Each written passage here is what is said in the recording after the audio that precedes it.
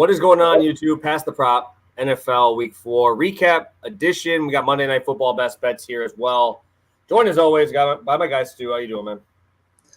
I'm doing great. I'm doing fantastic. I just had a great week, not only in the player prop world, but also in the real sports world. The Commanders are back, baby. Having a fantastic start to the season. Jaden Daniels looking like the real deal. I couldn't be doing any better right now, man. It's like the ideal week. I haven't lost a prop so far this week. My quarterback goes out there, absolutely balls out. Another fantastic week in the books. And hey, we cashed some long shots on the show. We cashed some straights. Had a lot of fun. Look forward to doing it again tonight because we got another pretty good Monday Night Football slate. Yeah, I mean, there's obviously one that's a little bit better. If we had to talk about one that's a little better, but yeah, we get to talk about football yet again. Obviously, coming off of a huge slate for us, and yeah, it should be a fun one here to talk about. Just letting people trickle in here. We got a couple. We got 15 of you guys in here. First couple minutes. Let me make sure I retweet your tweet. I'm gonna make sure we get there. What do you want anything to talk about here before we get started into some recaps here? Anything you want to talk about from the week? Oh, man. I mean, I already obviously got into the big deal with the freaking Commanders absolutely destroying, looking like Super Bowl favorites going into next week. I mean, oh, my God. I feel bad for the Cleveland Browns. The only thing is I pray to God the Cleveland Browns start Jameis Winston. That would be quite possibly the most entertaining game of the season. Like the Commanders, the defense played pretty well. They still don't have a good defense. Like a competent offense could absolutely torch this team. And Jameis going in and just only chucking the ball downfield, which is the one thing like Washington can't stop at all, that would have to be like the most entertaining game of the season. So I don't know. That was great, man. Hey, we had that awesome college football game, too. I don't know if you were watching Bama, Georgia. I feel like the whole world was on that. I always like to say that college football and UFC, it's always good to get down a little bit on Saturday. It'll motivate you, make you work a little bit harder on Sunday, you know. Thanks to that freaking UFC main event, you know, I wasn't feeling super good heading into the weekend, or heading into Sunday. But luckily, our fortunes turned around and, you know, we did pretty well. Yeah, my only UFC DFS lineup that did well, I did have Moicano. I had Moicano. I had the under in the fight. So money Moicano, man. I had Brian Battle too, which was fun. I had KO or decision. That was a nice one to win as well. But yeah, it was a good card. I got to watch that. I only got to watch a little bit of the Georgia. I watched the first half and then we shut it off. We were up north, so I only got to watch a little bit of that. So. Hey, Pedro, I know that's what you're here for, man. We got to get through a couple other things here first, unfortunately. Got to get through our housekeeping details here. But, yeah, I want to talk about our dog picks yet again, dude. Bro, am I just a Bo Nix guy now or what? Like, catching me a hammer last week. I come on here. I didn't say he was good or nothing. I said that was too many freaking points. And the Jets find a way to lose it, man. And we end up catching that one and was feeling great about that. So that is now 4 official dog picks in a row. 3 of them have won outright, man. I'm feeling pretty good. I got 300. I'd be surprised if anybody's still left in Survivor unless you took the Cowboys this week because I was like the only one that you really could have taken. Really. No, people were asking me for Survivor picks at the beginning of the week. It's like, if you're still live in Survivor, you're one of the good ones. Like, the rest of us are all out. Like, everyone got steamrolled. So if you're still in, stop asking other people for picks. Like, you got to trust your gut at that point because clearly it's maneuvered you away from all of the crazy, you know, favorites that have gone down. And like you said, I saw something like 7-point favorites or above are like 7-7 outright so far this year or something crazy. Just straight money lines, bro. Maybe 6.5 and above or something. But just like dogs are covering at a crazy rate, and obviously that was a big one. You and me both kind of agreed, even though I do hate the Broncos. It was pain. I was on Sunday morning Spaces, and I had to be the one guy that was like, "Don't bet the Jets." Like the key to betting the Jets, because they're going to be in primetime in London, so it's going to be a talked about game next week against the Vikings. the Jets need to be able to establish the run against you. We've talked about this in like the every time they've been mentioned. They need to get that going to open up the play action, to open up the offense, because the O-line fucking blows, which is a bummer. I actually thought it would be a little bit better coming into the season, but they're just so stagnant on offense when they can't get into their comfortable early start where they get going on the ground.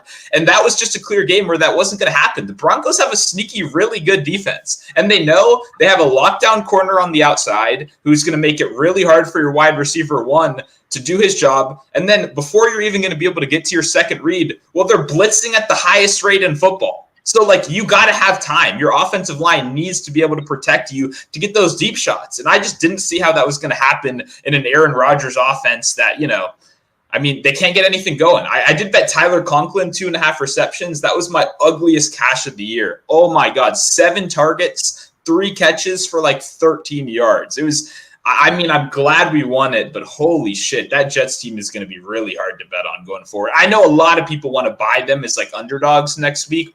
I still think we're just underselling the Vikings, man. I still think 2 top 5 wins already. I mean, there's no way I'm taking the Jets next week in London. I will say I almost kind of want to, just because I'm assuming I'm going to get at least 4, right? There's 3 last night. There's 3 last night. I think we get to 4 after everybody watches this Probably. week. But, bro, Probably. I'm not going to lie, bro. That second half, bro, they fell apart so bad, bro. Yeah. Like, the amount of things that went wrong in that first half, because obviously I'm a Packer fan. While I was listening to the game, I was driving home. Like 2 missed field goals from inside 40. That kid's cut. See you later, buddy. You just get your ass cut. First off. Second, Bill Vinovich, your ass needs to be in prison, bro. You're fucking shit. Dude, I watched Matt LaFleur call 14 timeouts, bro. And you still don't go down there. Like, how do you not just automatic instant review that dude was over the goal line, ends up going 15 yards back and missed that field goal? There goes another 7. So that's 13. That's 13 points right there. And then the Vikings just shit the bed. Right? Yeah. I mean, if you can shut down their number one, like, I understand. Like, that. I was not as impressed after the second half because I mean, Jordan Love's fucking couldn't even get to his front foot. Like, he was still throwing off his back foot because he was nervous about his knee. Christian Watson out again, and then homie Jaden Reed. We're gonna talk about him in a second, man. Yeah, oh my God, you knew it was going to him. It was 2 guys. It was him and Wicks. Literally, nobody else caught a pass in the second half. I think Wicks had like a 40% target share. Reed had I think he had like 20%, but on all the routes that he was running a lot of motion in those spots. So I don't know. I think I got to take, if I get 4 points, I'm taking the Jets. I got to. I will say those 3 last night, it's 2.5 now. So people, the money is on the Jets early. I would definitely be taking the Jets here, bro. I do see your argument, though. I think it's a fair argument. My concern, I think your concern with offense is correct, and I share the concern on offense. My thing is, I don't think the Jets can get anything going on offense themselves to like put pressure on the other side, you know. But I do think that's fair. I will say though, like, the Jets pass rush needs to show up at some point. And like, this team has faced way better pass rushes so far this year, and the Vikings have really held up despite it. So, you know, I'm glad we're talking about this game. I think it's going to be one of the more polarizing games of the week next week. But I just wanted to bring it up because I think my personal opinion is that the Vikings are like a top 5, like they're the 5th best team in football. Like, they're in that range of teams right now. So even though our preseason expectations were significantly lower than that, like, we're not pricing them high enough, despite the fact that they're knocking off top tier teams in like back-to-back weeks here, taking down the Niners, and then the Packers at home, or in Lambeau is obviously a tough task as well. But I agree, the second half, to me, that was more, I think, a lack of focus. You know, we got this game in the bag. We're not really doing everything we should be. And then the Packers quickly showed them, like, we can get back into this game. And without Christian Watson, Wicks is, like you said, he had a couple drops as well. If he didn't have those drops, that stat line would be insane. So I'm betting there's going to be some value on him next week. I do feel bad for Christian Watson. He gets this bad reputation. He got killed there. I mean, that was not his fault. Like, with the throw, set him up kind of high, and then he got hit low. Like, he's going to get shit on for being injury prone again, but he didn't do anything wrong there. He just got crushed. Yeah, no, luckily it was ankle. Lastly, what I will say again, I don't know how much I can buy a team's run defense when they're up every single time in the first half. You know what I mean? I want to see them come back. They're up I think they were up 6 on San Francisco. They're up 20 or whatever on the Giants. They're up 20 whatever on us. And I get it. They started fast and everything's good there. And you might have a really good first 10 play script. But what happens when it's close? I'm curious because we really haven't had to see that yet. They've been playing from the lead. I think they've only been trailing for like 8 minutes of the whole year. So, I get it. I understand they're playing really, really well right now. But I got to see it come from behind here a little bit here before we get going. But we got 40 of you guys in here first 10 minutes. Let's get to our recap here from the weekend. Let me be the ruiner of bad news here from the whole game sweep. Najee Harris just shit the bed for me, boys. There's not much else I can say. Luckily, I had a decent amount of DFS spots on him. Luckily, was able to pull him out there and get off of that one because I had to switch over. I switched over to a lot of the other guys because once they ruled out Jair, dude, I took a lot of Vikings. I did take a lot of Vikings once the Jair news came out because it's a little nerve-wracking when you don't have a guy like that in there. So I was not expecting him to show up too much on defense. And, we end up taking the L there on our only one, but it was plus money, so I feel a little bit better about it. We'll go to yours. Yeah, Khalil Shakir, man, gets a little banged up early in the game. And then, hey, Josh Allen does what Josh Allen does best, absolutely launches a bomb down the field. I saw some crazy stat from Next Gen Stats that was like in those plays that are just like a couple inches from the sideline. Since coming into the league, Josh Allen is like 14 for 18 with like 200 yards and 2 touchdowns. And the rest of the league is like 1 for 16. Like, it's insane. Those plays that are just like within an inch or two of the sideline, and he's just throwing it 30 yards down the field. Like, I don't know how he does it, but you see why he's in MVP talks, even in a loss like that. So shout out to the Ravens. They established the run. They kind of beat their asses in that game. They did what they needed to do. But hey, we got the perfect game script for Shakir, and he cashed pretty easily for us. Yeah, that was the Gabe Davis special, baby. Those are the only plays Gabe Davis. They ain't going to set him up to be the number one option on a play. It's when Josh Allen's broken out there. But I will give a quick shout out to my homie Christian Kirk. Every league, own that man. Finally waking up last 2 weeks. Shout out Christian Kirk. I gotta give him some love when it's due because he went for 6 for 68 and a touchdown, and Trevor Lawrence missed him on a 40-yard bomb that I would have probably taken down a tournament this weekend in DFS if he would have just put that in his hands. I would be coming on here a lot more hype. We're probably doing giveaways and shit, but shout out Trevor Lawrence for being dog shit. Not dog shit. CJ Stroud, 262. That shit was nothing, man. I think he had 200 in the first half. Yeah. I had a nice little game stack there with Christian Kirk on one side, had CJ Stroud, Nico Collins, and unfortunately went down the Dalton Schultz route. But CJ Stroud goes crazy, gets that last one to my boy Dare from Wisconsin. Love to see that to get that game-winning touchdown. Really fun game and really good if you had some props in that game. A lot of them going over in that one. Yeah, I mean, this was one that I was once again begging for my guy, Dare Agumbawale. They didn't post anything, no receiving yards, so that was a little bit unfortunate. But I cashed this with you. I definitely tailed this one. You kind of nailed it on the show. It's like everyone, the only reason you'd say no to this prop is simply I think they're going to get their asses beat. But that's a team on the other side, a divisional rivalry game, fighting for their lives on the season. Like, of course they're going to come out energized. You know what I mean? And a banged-up Joe Mixon did not move the needle for either of us. Clearly, he was ruled out in the end, so it didn't matter that much anyway. But, this is just a great call right here. Got the job done. It's one of those that you enjoy having on the show because it's just like that. Yeah, I mean, the only pushback I got from anybody was just the Tank Dell news, right? They were like, oh, they don't have Tank Dell, blah, blah, blah. Bro, you still got 4 other dudes. Robert Woods was out there for quite a bit, making moves. I know they were running out Xavier Hutchinson for a few routes there. Dude, he was a stud in college. Like, they got so many dudes. Like good players on that bench that are just not playing. Again, still mad that they tried doing all that fancy shit with Stephon Diggs throwing a pass. Let CJ Stroud cook, bro. Taking away a touchdown because they had to run that stupid shit with Stephon Diggs, bro. Let him throw him a touchdown. We wanted a 4-tutty day, bro. But we end up cashing probably one of the only things I cashed in over on the Arizona side, huh?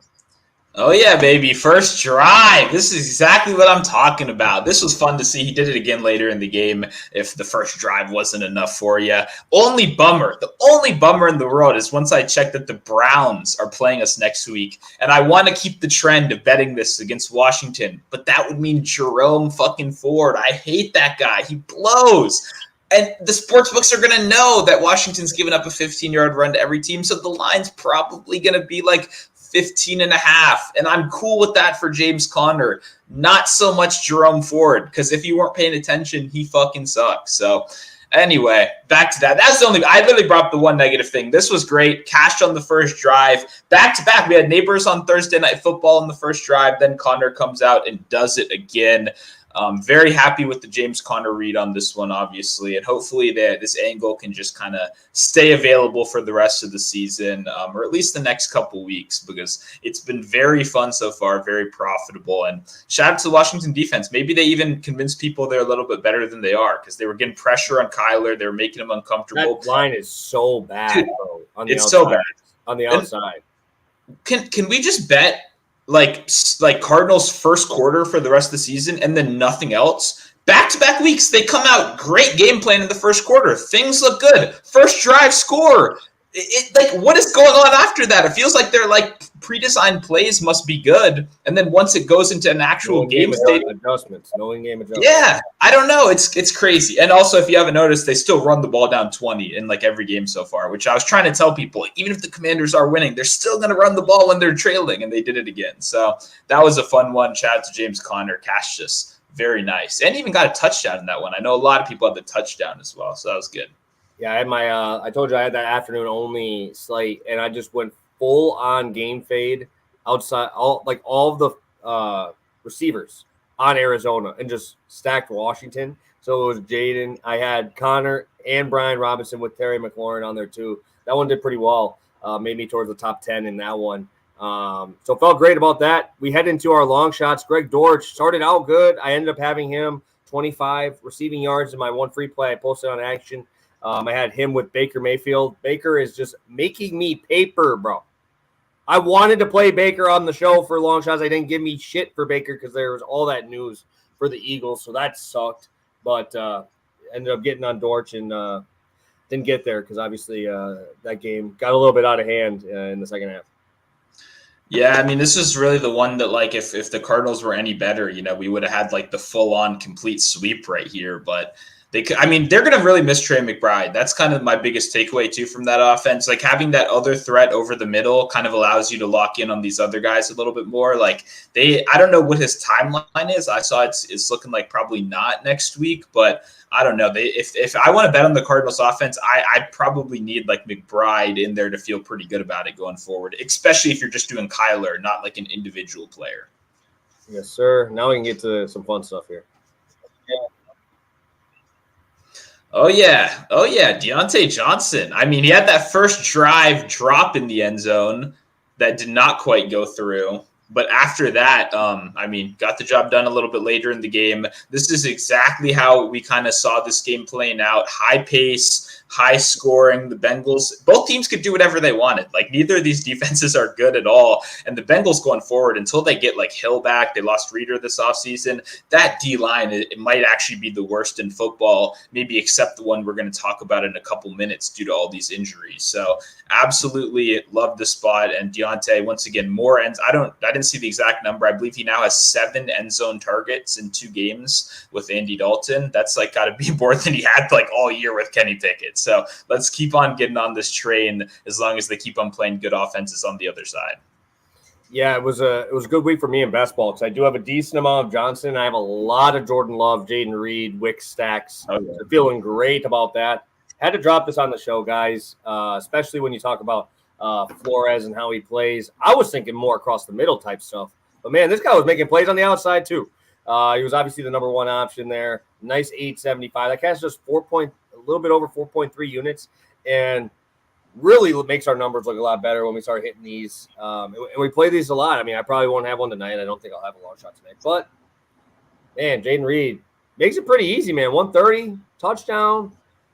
Man, those 875 shouldn't be that easy, Oh, my God. This was great. And I know most of the world was waiting, but I'm so glad you jumped on this on Friday. Said, fuck it. We know Jordan Love's playing. Let's get this good number. Let's get it out there for as many people to see it. I mean, we don't bring, too many 875s out here, so that's always good to see. I mean, this was just the perfect game script kind of, jumped out for us. When I wrote this up a little later in the week, I just did regular yards as like an official play in the Discord. But I mean, for me, it was just like he's built in a lab to exploit this matchup. The way they play the cover two, the way they get to the quarterback, he is the antidote to that. He is why, how you get around that kind of defense. So to see him not only do that, but like you said, go in motion, get him downfield, get these creative play calls. It just shows Jayden Reed is like truly a high level receiver in this league, and he's still not quite being treated like it. So I know both of us are going to be eager to take advantage of that anytime going forward. It was great to see, plus 875. That was a great start to that slate. Yeah, no, I had all the way up the ladder up to 100. It felt really good, but I can't believe they were still hanging me a 49. 49 yards was a straight line at the after the Love news came out. Like, what are we doing here? I ended up playing the regular line a second time. Dude, I'm like, this can't be real. Like this, I was like, I'm baffled here, bro. Like it just didn't make sense, especially with how well I just talked about how well the Vikings have started in first halves. They've looked really, really good, and I expected a little bit of rust. And you usually go to those new or the guys you trust the most. So, shout out to Reed.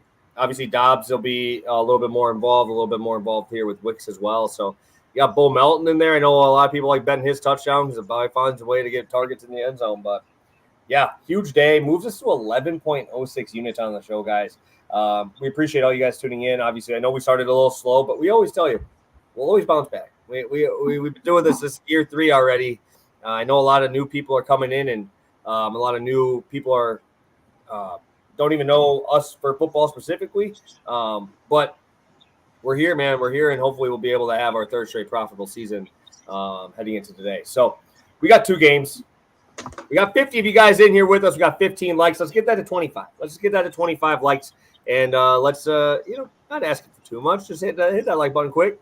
And let's talk to slate. We got 2 games. We'll go through this a little bit quicker because we talked a little bit too much on the beginning part. But there's 50 of you guys in here. You still wanted to hear what we had to say. We got Titans Dolphins, 37-point total. I'm using DraftKings Sportsbook at the moment right now.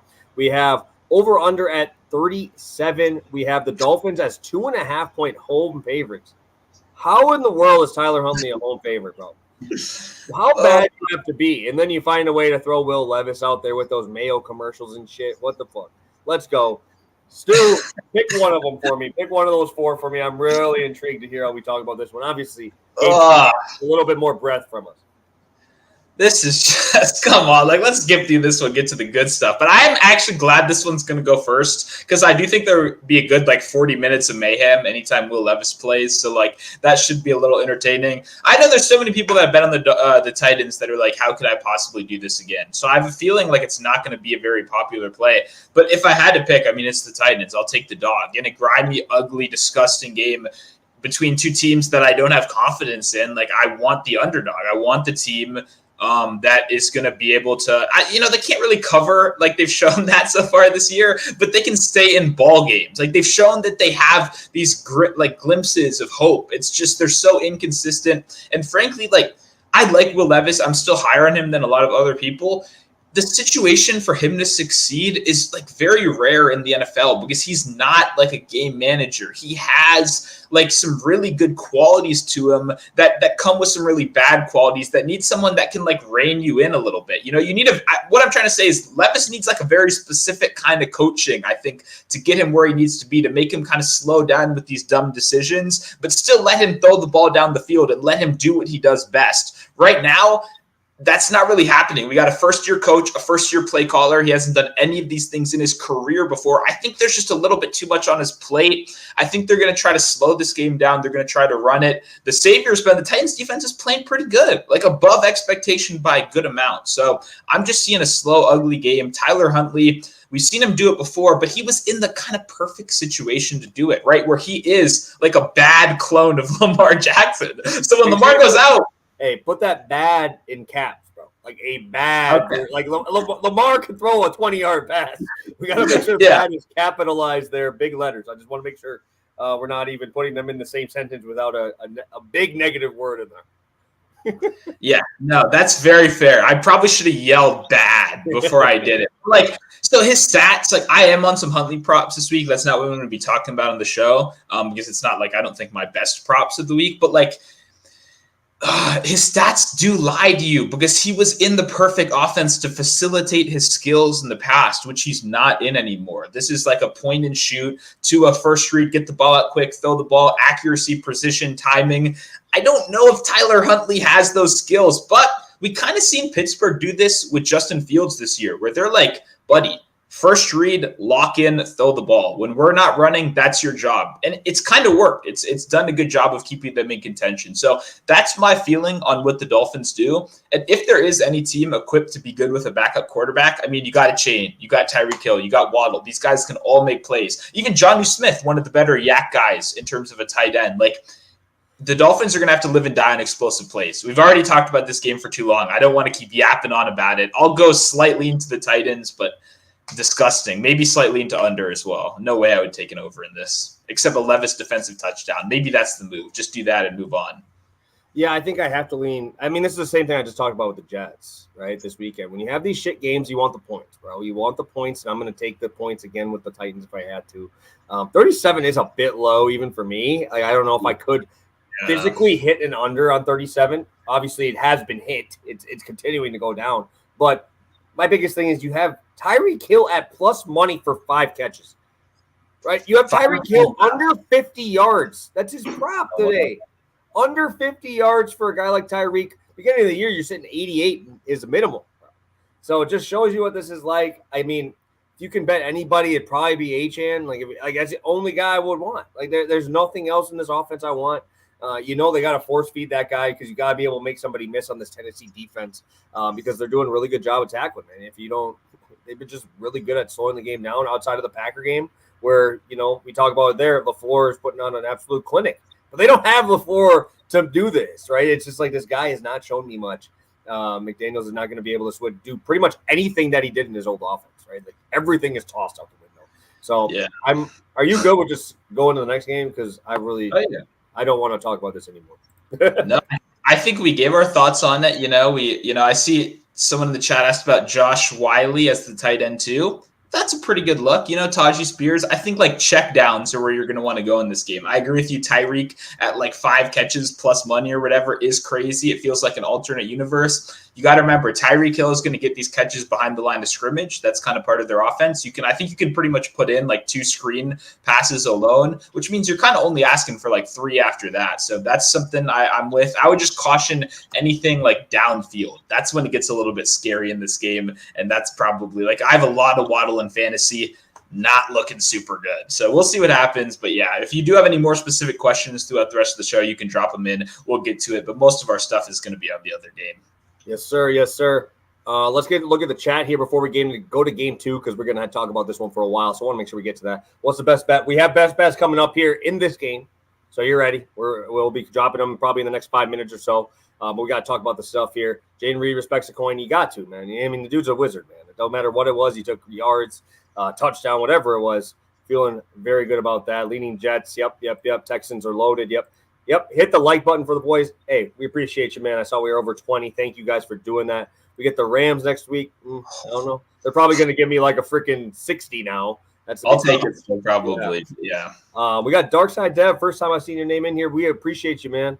You guys helped me buy my plane ticket to see family with your props. Thank you. Hey, we appreciate the kind words, man. I'm happy that you were able to cash in with us and hit some long shots with us because obviously that's going to be what we're doing on the show. You got anything to say to my guy Dev here, Sue, before we head in there?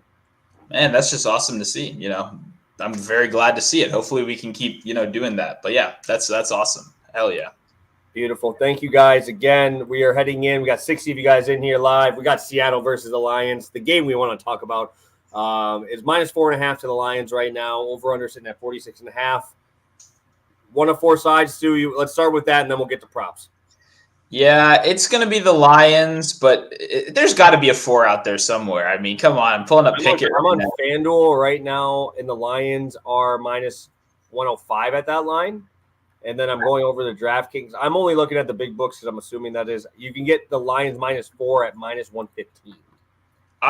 Doing the Lions, bro. 4. We're doing that. No, I don't like 4.5. I wouldn't go across that, especially there were some 3s, 3.5s earlier in the week. I do like the Lions on here, which is unfortunate. I've actually been a bit of a Lions sympathizer this season, despite being a big hater last season and betting against them a decent amount. But it's, mixed results. Obviously, I had the bounce back last week. Personally, for me, though, the biggest thing is the Seattle defensive line. Like, it is there's now a very clear weakness because Seattle has like a rock star defense. They haven't been tested by the toughest teams yet. They're one of the best secondaries in the league. Tariq Woolen, Witherspoon, that is a lockdown duo. They have Love as a safety, a good linebacker core, and then they were getting a lot of production out of their defensive line. I mean, the biggest thing though is they're down 4 starters right now. I mean, the whole line has been destroyed by injury, right? No Mafe, who's been one of the best pass rushers in the league, a sleeper for even defensive player of the year. No Murphy, no Nwosu, no Leonard Williams. The whole interior is out. Their best pass rusher is out.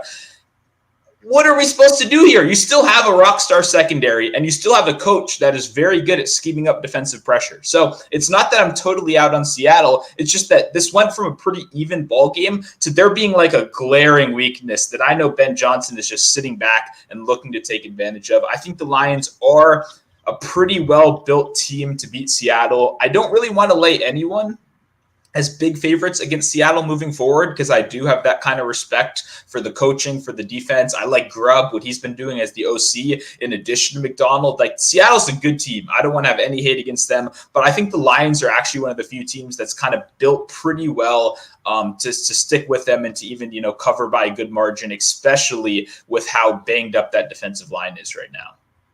Yes, sir. I mean, and I'm going to talk about it here in a second. Obviously, we're both going to talk about the defensive line stuff here in a second with both of our bets. So I think if I had to take anything, I did this on the last prime time because I don't like the over-under where it's at. Again, I think it's that second half going to be going on the under there. So I might trickle on that first half over. I'm looking at those. That's kind of what I've been doing on these games where I think one team has a glaring weakness in the run game and is going to just try to milk the clock out there.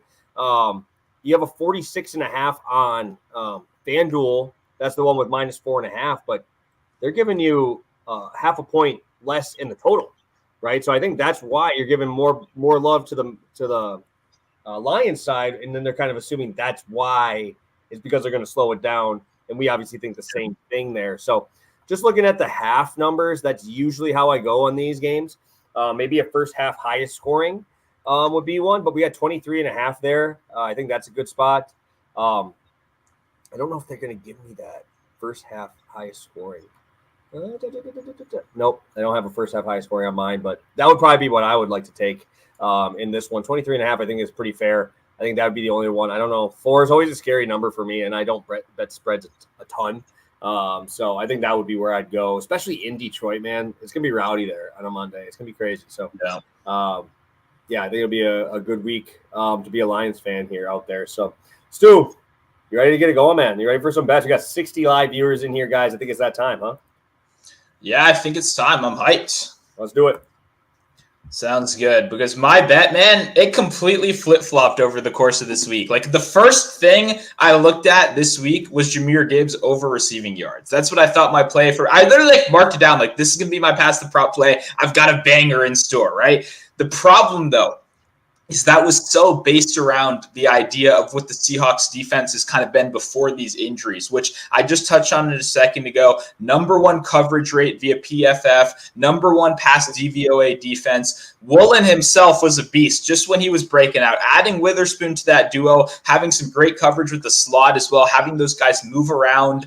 I mean, this defense is dangerous. Like, it's one of those things that I don't want to mess with pass catchers on this team outside of Amon-Ra St. Brown, because we do know Amon-Ra St. Brown is still going to be peppered with a lot of targets close to the line of scrimmage, similar to like a Tyreek Hill. So even in a game where you wouldn't feel good about like a St. Brown, you still know those like close to the line of scrimmage targets should be there. So I will say that's the one guy that I will defend a little bit. But like looking at this game and breaking it down, I don't want to deal with this coverage unit. That is the clear strength. But McDonald, like we've talked about a couple of times, his calling card was creative blitz packages, getting pressure on the quarterback without running, 5 blitz guys all the time. You can even get pressure with 4. He's very good getting the linebackers involved, moving guys around. He's honestly, I don't want to like get too carried away, but he like watching it on tape is really impressive, especially as someone that's more like an offense focused guy. You don't see that much creativity very often, and he's brought that over to this new unit. The problem is a lot of my analysis around Gibbs was based off of the fact that Jared Goff really struggles under pressure, and Seahawks have been able to get pressure on the quarterback.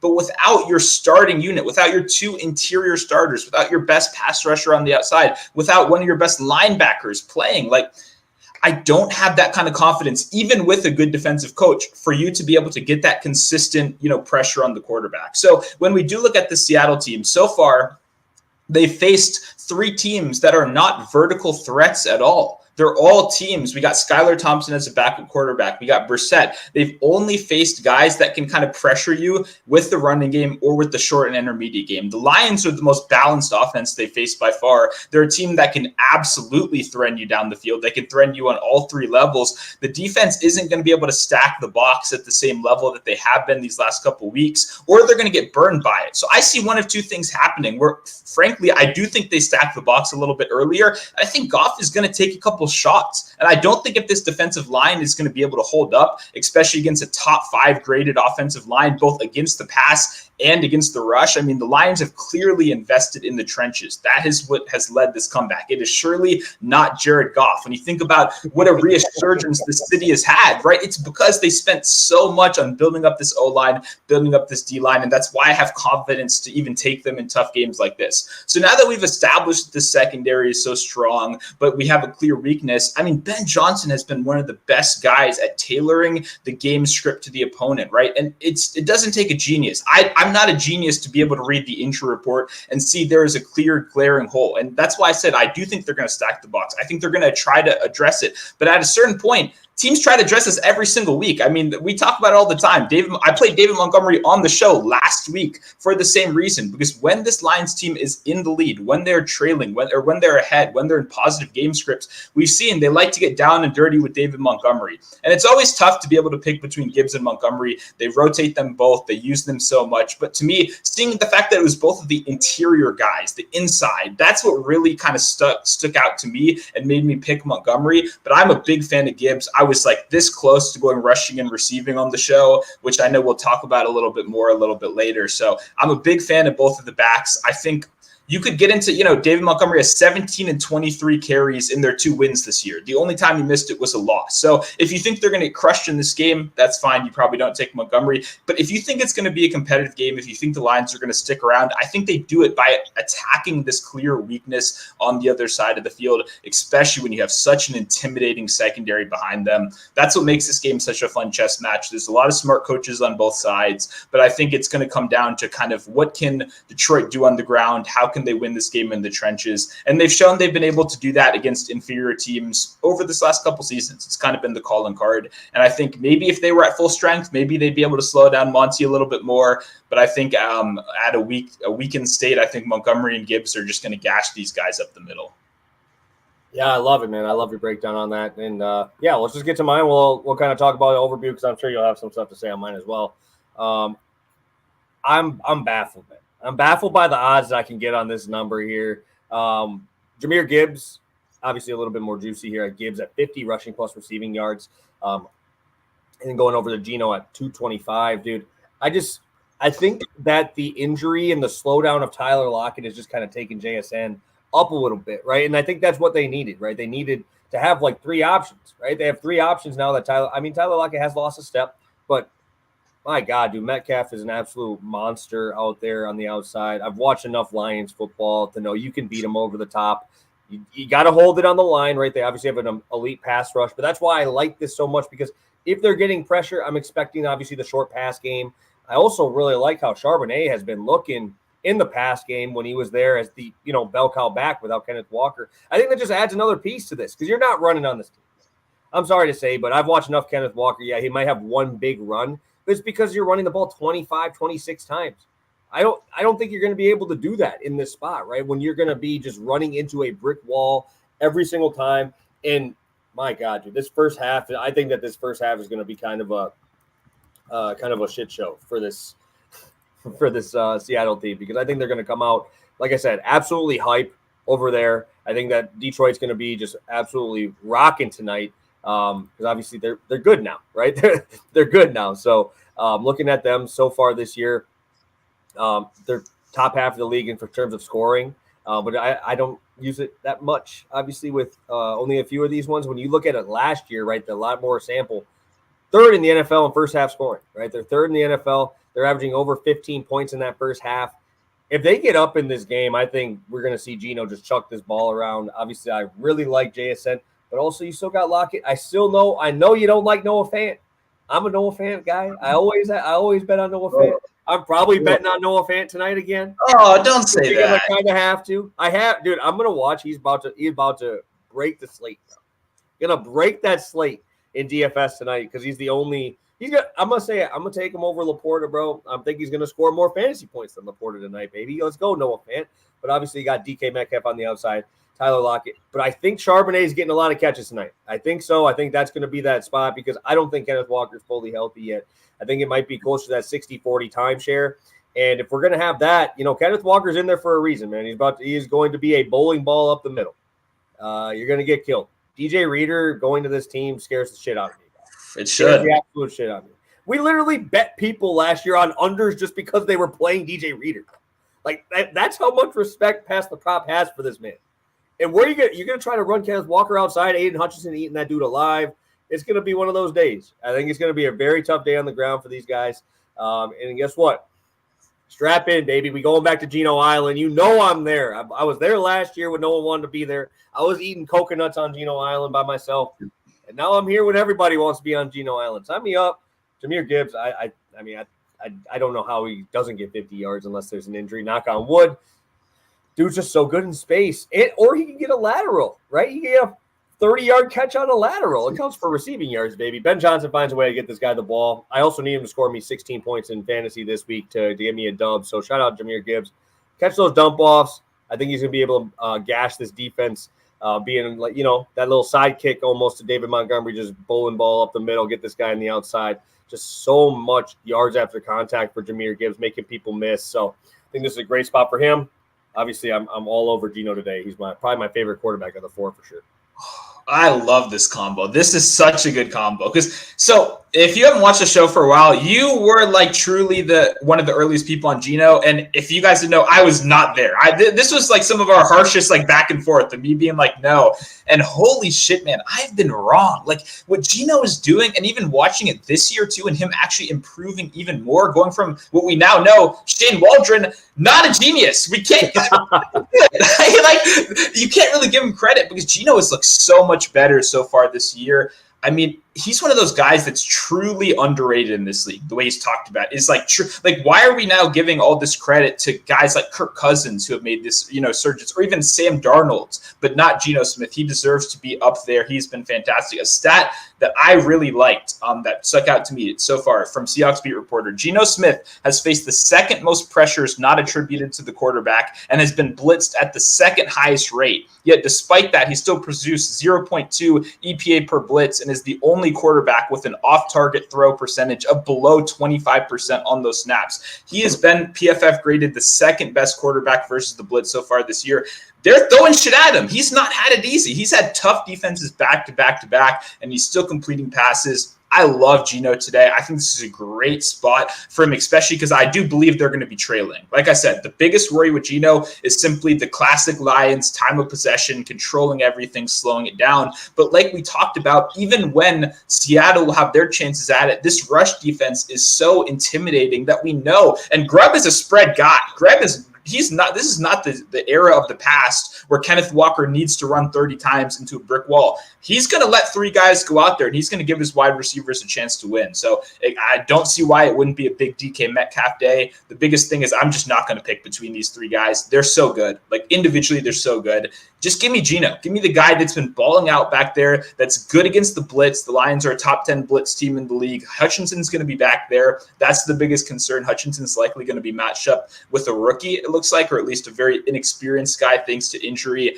So Hutchinson's going to be there, maybe take a sack as a little, little addition or whatever. But this combo, I really feel like it shouldn't be available because I said it earlier, like Gibbs 75 rushing receiving was pretty close to just being my play. And having a guy that can get you 30 receiving yards and it not be a weird game, that just being a regular game, now you only need 20 on the ground. Like we both agree they're going to crush on the ground. Love this combo. I mean, I haven't been this fired up for a Monday show in a while, but I really like our spots today. Yeah, I talked about almost being a 2-unit spot. I already did post it as a 2-unit spot, to be honest. I really, really like this spot. But yeah, dude, we talk about this sometimes in like NBA when we do NBA stuff and even MLB when it comes to like pitching, right? When you lose a guy like that's that important to your offense and those other dudes step up, it makes that team so much better when that dude gets healthy. Like there was a lot of shit getting talked on Charbonnet, man, because he hasn't been able to really do much with his opportunities. And he went out there and he put on a clinic. He put on a clinic the last 2 weeks. So I think that you could, because it was 75-25 when, like, end of last year, even the first game this year, when Kenneth Walker was out there, it was 75-25 snapshot, right? I think it gets closer, to 60-40. Okay. I think that's a dump-off spot waiting to happen. I want JSN. I want those spots, bro. I also have a lot of Charbonnet, so I am a little bit biased in this breakdown. You had to ruin it. We are so simpatico so far. A couple hours ago, Charbonnet opened at 27.5 rushing yards. I took a small bet on the under. It got instantly bet to 19. Instantly. I couldn't even post it anywhere. Within 5 minutes down to 19. So the books, I mean, it's a low number. For me, like a backup running back, I played Trey Benson under against the Lions a couple weeks ago. I know it's an even lesser of a role, but like a backup against an already killer unit is like even better because you don't even have to worry about all those volume controls. You're confined to just 5, 6, 7 carries. So a guy like Charbonnet, I think that's what we could reasonably expect from him. Maybe an upside of 10. Like I'm not even worried about that. Like the thing about Kenneth Walker unders, because it's only 55.5, he could legitimately get 20 carries in this one. So then you're in a real rough spot where I get you're backing a fantastic defense, but the thing about Kenneth Walker is he's a home run hitter. He's a guy that will go through long stretches of being inefficient, and like you said, he'll break you off that long rush. That's what he's always done. That's why I'm personally more of a big fan. I'm a biased Michigan State guy. We got a little bias from both sides going right here, but I do like what Kenneth Walker can do on the ground, and I think Zach Charbonnet is not good. So I would bet Zach Charbonnet receiving. I think that's still a very That's the only thing I'm talking about here. That's what I'm saying. Yeah. I'm not betting anything rushing on this man. But we're just saying I'm betting 225 here on Gino. Yeah. That ain't no rushing. I don't need any rushing. You were saying a lot of good things about Charbonnet. I couldn't let that stand. I do not think he's very good. Receiving. I did not mean one thing about his rushing. When he was at UCLA, that boy won me a lot of money. He won me my Vegas trip, bro. That boy won me my Vegas trip. So he is in a little bit of a corner over here where I like him a little bit more than a lot of people. So I think it's more of like the receiving game for me. That's all I really care about, is especially when you're going to need a chip. He's going to have to chip on Hutchinson. Maybe we get a little bit of those screens, those dump offs. Yards after the catch, this team is really, really good, man. Obviously, you got DK, who no person's tackling one-on-one when he gets going out there. And obviously, you get JSN, who was a wizard in college at that. Sorry to get you all riled up there, Stu. I didn't mean to do that. But we could do a quick recap here and maybe talk a long shot or two. I still got to look. I didn't even look at any yet. But I do obviously like a couple guys. Yeah, I was going to say, I haven't looked too much either, but we'll find something. This is a good slate right here. Got David Montgomery over 14.5 carries, widely available. I don't think this will move to 15.5, but if it does by any chance, I would still be pretty comfortable there. I'd maybe go to half unit, though, but it should stay at 14. That feels pretty safe. Beautiful. And I'll be on Geno Smith, 225. Gibbs, 50, rushing plus receiving, -122. It's -125 on FanDuel still.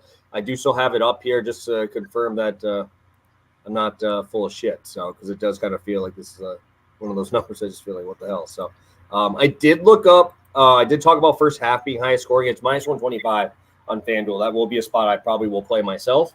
But, dude, I think that's a spot that I want to go to with how good the Lions have been in the first half in terms of scoring. So, let's talk about it, Stu. I'm going to let you go first because I don't have much, but Well, I was gonna say I want to talk through a couple spots because to me, like I haven't bet any long shots in this game yet, but I do think this is kind of like right for long shots. So while you're looking, I'll talk through a couple because someone actually did in my Discord earlier send Jonnu Smith 5 receptions, and I hate Jonnu Smith and I hate tight ends on this team, right? Whether it's Gesicki, whatever, the Dolphins have just not been interested in that.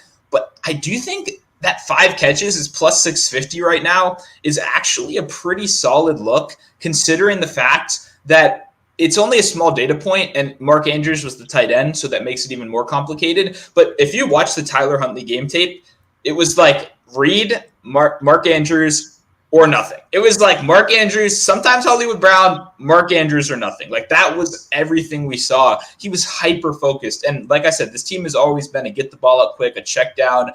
So I love Achane. He's like one of my favorite players in the league. I'm worried it's going to be hard for him to keep breaking out. But I think like long shots on both like Jonnu Smith and Achane for that earlier game, just kind of based on receptions, I think would be really nice. And I'm not sure if this is a thing that exists, but going to your prop, does anyone have alt completions for a guy like Geno Smith? Because I do like yards, but with like the pace and stuff, I'm kind of thinking completions could be like kind of crazy. But I'm not sure if that's like, I know like bet 365 maybe, but outside of that, I don't know if that's a real big thing or not. I can check. Yeah, not really. It doesn't look like it. I did find my long shot here, Stu. If you want me to go into it here, it's kind of lame because we talked about it ad nauseum already. Being this running game, let me make sure I come on 200 rushing. Okay, this is on FanDuel only. At least I'm seeing this. It's under. Let me find exactly what it's under. It's under game specials and under rushing. I like Gibbs to crush. I think there's just going to be 30, 40 carries in his game. I want to take Jared Goff under attempts. I want to take a lot of this stuff. And if I can get this at 9-1, dude, I only need one of them to kind of pop off here. Like I obviously know that Gibbs has the ability on the rushing end. I just think there could be home runs here, right? There could be home run shots. We've also seen Montgomery just chunk yards, like those 10-yard chunks, 15-yard chunks. Then you get Gibbs in there. Obviously, you have some packages with both of them in there. So I think that if I had to take something in this game, I don't really want to go to any of the pass catchers because we talked about it already. Like that's the strength of this Seahawks team.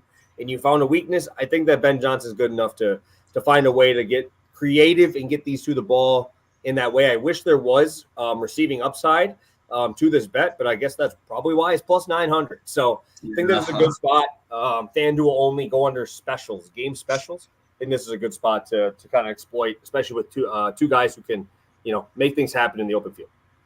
Does there happen to be like a 150 option out there for any of us that It's not good enough, bro. It is not worth it. Are the odds up though? I'm curious what it would be. No, they don't have a 150 option, but they have like, 100 yards in the first half.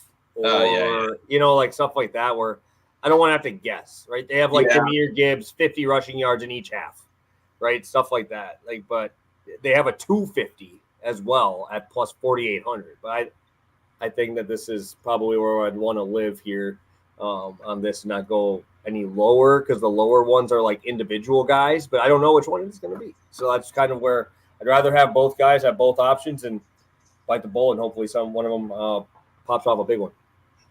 Yeah, no, I mean 200 is a little scary for me, but I do see the vision. We're both kind of on the same page that it's going to be a super run heavy game. So this would honestly be really awesome for kind of both of our props. I think it would mean we're having a very good day here. So I can't complain. I'm looking through though, and I'm kind of struggling for how much I like these games. I don't know if I'm gonna have a long shot today, so I might just have to ride with you. Like I said, I like that Jonnu. I was looking Aiden Hutchinson 2 sacks would be kind of fun, but the only book that has it is Hard Rock, which is not like a real book. I know FanDuel will post it like 2 hours before game, so maybe like drop in the comments if you see that. But like in the plus 200-ish range, like Hutchinson 2 sacks would be really awesome, or just at least something I'd probably take a small sprinkle at, given just the injury on the side of the offensive line and Hutchinson being the sack leader in the NFL so far. So yeah, I do like this. In general, I'm like, give me Gibbs or Montgomery alts. That's what I'd want for long shots. I will say Tyler Huntley touchdown might get a small bet, but then you actually Miami has to make it to the red zone. That's the thing people don't think when they send you their anytime touchdown suggestions is like the total's 37 for a reason. These teams do suck. There aren't going to be 80 red zone opportunities. So that's nothing crazy for the long shots. I feel great about the straight bets in this game, but I'll probably just be riding with you here and just, maybe 100 for like Montgomery or something, or 100 for Gibbs, but nothing super crazy. Yeah, no, there's just not much spots to really go to in that other game. So going to be SGPing on these, but yeah, I like the spot. I think it's a pretty good spot here. We're closing in on that hour mark too. 65 viewers still here with us. What do you got for the people as we head out today? Man, it's a fun week. I appreciate everyone joining in. If you are new here, we are live every Monday, Wednesday, Friday, 1 p.m. EST, giving you guys our favorite player props of the week. We will also answer any of your questions. So if you do have questions, you can drop them over in the comments. If you're not here with us live, we get it. It's the middle of the day.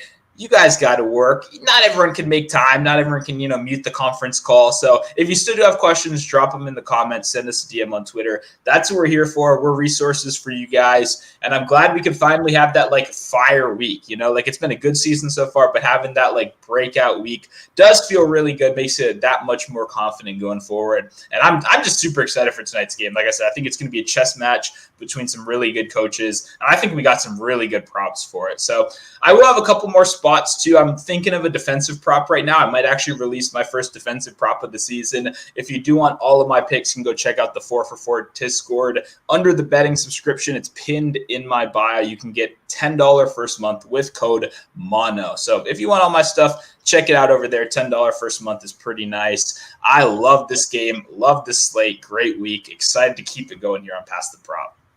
Yes, sir. We got Marty in here, man. Shout out. Gents, you do a great job. Appreciate all you do. Hey, we appreciate you guys. This is scary, man. Now you know something bad. Something crazy is going to happen, man. You know something that's going to happen with those. They're ugly. Have you seen them? They're not good black uniforms. Some of them are saying. That's why I'm nervous. That's why I'm nervous, because we need the Lions to come out hot. We need those whiteout jerseys. Give them the whiteout jerseys instead, bro.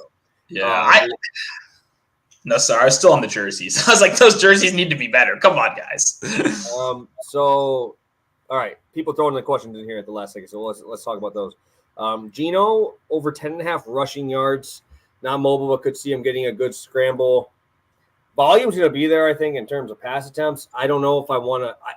We talk about this a lot, where it's like, do they want to do that, right? Do they want Geno out there doing that? Like, I don't think so. I would say lean heavy no. But, they're going to get pressure on him. And it's just also nervous because you just talked about how good he's been under that duress throwing the ball. So I don't know if I want to go there. But I get it. Especially when you have a team that can pressure a quarterback. I'll just say, I know it sounds crazy. I'd rather go Geno Smith longest rush over 7.5 rather than rushing yards at 10.5. I know it only saves you a couple, but you got to remember, guys that have designed runs are guys you want to be for attempts. Guys that are scramble only, guys that it's all going to be them doing it themselves. You're not getting that baked in volume. So I'd rather just bet on one rush, go longest rush. We saw him do it against a blitz heavy team in the Buccaneers earlier.